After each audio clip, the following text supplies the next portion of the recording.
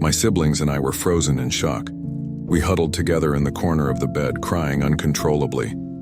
I also remember the TV suddenly turning to static, which only added to our terror.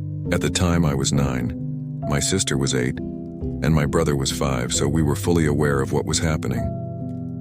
When our parents finally came home, they found us crying but didn't think much of it.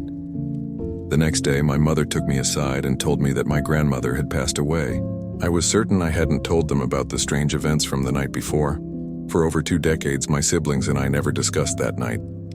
I convinced myself it was a false memory, a product of childhood imagination. Without any confirmation or discussion, I lived my life believing I'd never truly had a paranormal experience. Fast forward to now. I'm currently pursuing a PhD in the United Kingdom, and I recently visited my family back home in the Philippines during the holidays. While we were all in the car together, we started reminiscing about my grandmother's last birthday celebration. We're part Chinese, and she had turned 70, so it was a big, memorable event. Out of nowhere, my mother said, "Do you remember the day she died? You were crying even though you didn't know she had passed away."